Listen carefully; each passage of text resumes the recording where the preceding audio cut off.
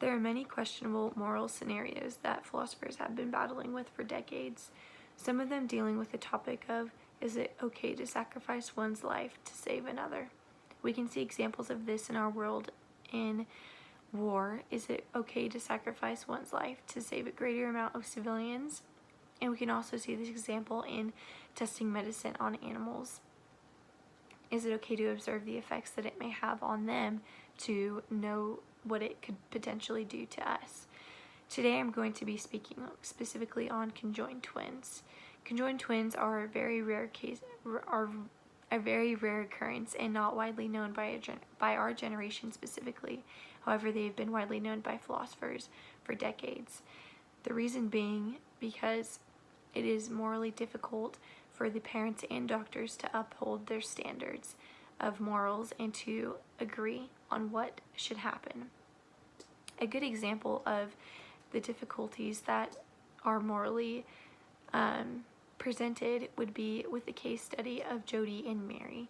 Jody and Mary were conjoined twins, and they were connected by fused spines. Jody was the stronger twin, and Mary was supported by the organs that were in Jody's body. And because of their rare case, the doctors advised the parents to separate them, because if they did not, then they would not make it 6 months past the birth.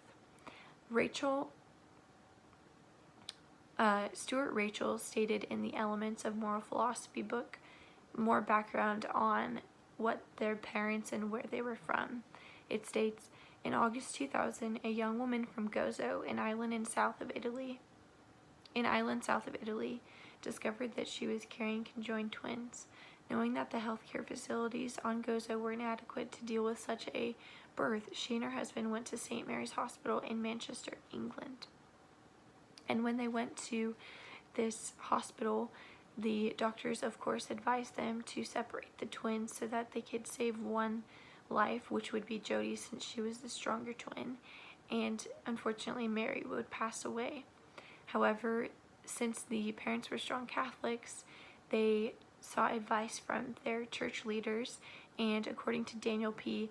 Solmacy, he got a direct quote from what their advice was from their church, and it states, Archbishop Murphy O'Connor, who gave testimony in court on the parents' behalf, stated, one cannot commit a wrong that good may come of it.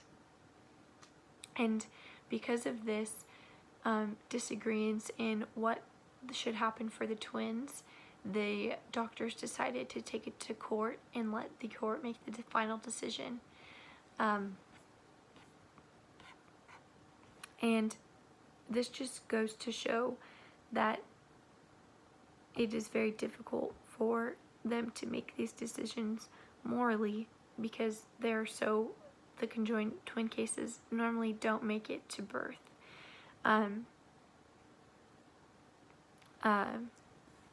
According to Martin Weber, in a 2010 seminar, from 2010 on the topic of genetics and developmental pathology of twinning specifically, he stated a statistic on conjoined twins. Conjoined twins represent a rare form of twinning, estimated to occur in around 1 in 50,000 gestations, representing 1 in 250,000 live births, as most conjoined twins die in utero. Also, the term utero is known as in the uterus. And with that statistic, this goes on to support why this is difficult for philosophers and for parents and for doctors. And this is because the cases of conjoined twins are so rare, and the medical professionals have not found a consistent solution to the situation because they're a rare occurrence. So what I challenge you guys to do next is, when you hear a case like this, next time and you hear the parents' decision, think about what and how much goes into it and how many different opinions go into it. Thank you.